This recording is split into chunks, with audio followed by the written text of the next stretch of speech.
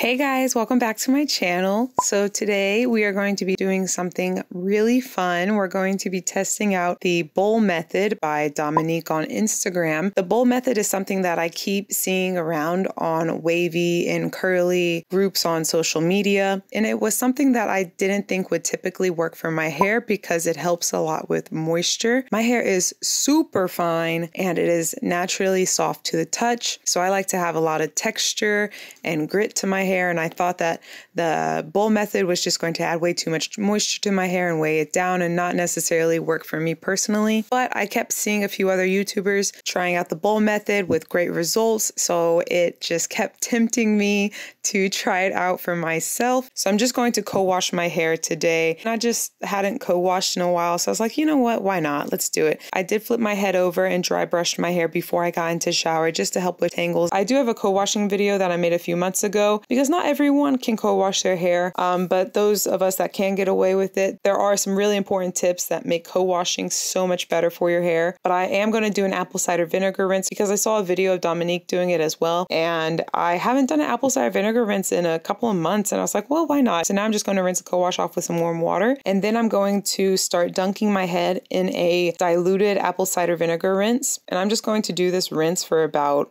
a good 5 squishes, so around 5 minutes, because I want to let that vinegar sit in my hair for a while to get the full benefits of it. And with this ACV rinse, I'm going to do a lot of squish to condish just so I can get that apple cider vinegar and water into my hair. So I recently lost a lot of hair due to having the coronavirus back in March of 2020, and it sucks.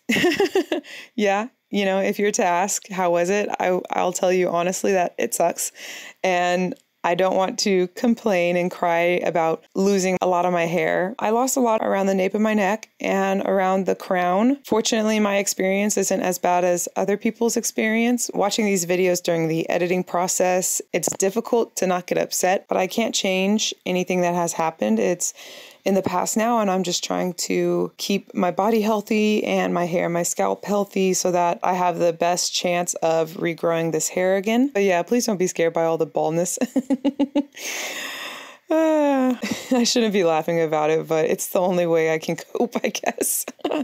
Okay, so now it's been about 5 minutes. Just going to do a light rinse of the apple cider vinegar from my hair using warm water. So what I did was make sure that the bowl on the shower floor was empty, and then I just scrunched the excess water that was dripping from my hair into the bowl so that it got a little bit of water to start before I added my products onto my hair. So doing my hair in the shower is something that I did actually enjoy. My back and my legs didn't enjoy it though, being upside down for so long. Now, once the leave-in is in my hair, I'm going to start twisting my hair back and forth so that my hair won't stick to my scalp once I start styling more. This is going to help whenever you begin to stand upright. So I saw Dominique doing this on one of her Instagram videos. When she's flipping her head back and forth, she keeps adding water. She keeps spraying water onto her scalp so that the hair towards the root won't start webbing or anything like that, and the hair will begin to clump up better. It looks a hot mess right now, but believe me, this works out. Another thing that I'm going to do is lift my head up and shake my hair. Shaking is going to help with those pieces that tend to get stuck in the back whenever I turn my head upright. So now that I tip my head back over, I'm going to begin the upside down styling process. So my hair right now looks a little crazy, looks a little scary.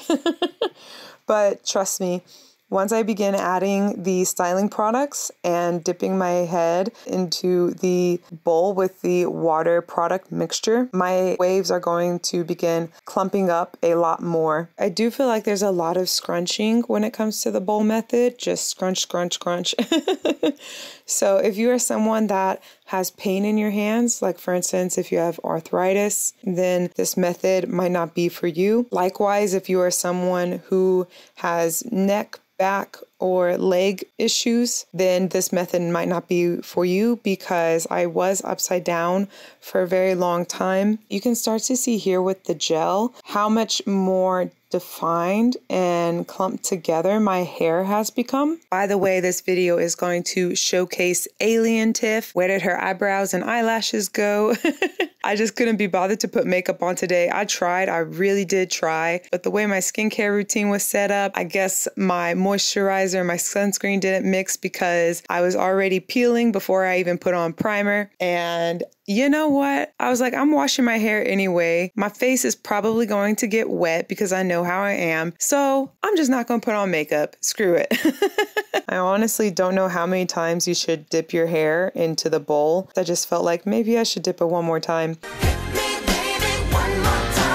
And then you see me here trying to get the little strands of hair that hasn't found their clump family yet. I'm just trying to separate it so that those individual strands can find their way back to their little clump home. And now that I am done scrunching, finally, I can wet plop and get my butt out of this shower. I'm going to wet plop for about 10 minutes just so I can let my hair, the products, the water meld together a little bit. Okay, so now I'm going to take my hair out of the wet plop and I'm going to then dry plop my hair with a t-shirt. This is going to get rid of all the excess water in my hair, and it also helps to let my hair spring up a little more. Since I am super duper fine headed, my hair gets weighed down very easily, even with just water. So what I'm noticing right now after wet and dry plopping is how juicy my hair looks. You can even see me say wow in the video because my hair has never looked this put together before. So now I'm just going to gently scrunch in a little bit more mousse. I'm not really sure if this step is necessary. Dominique uses gel, I think, at this step of her routine, which a lot of people do. That's normal. The next time I try this method, I might see how gel works with this step. But yeah, in the moment, I just felt like doing that.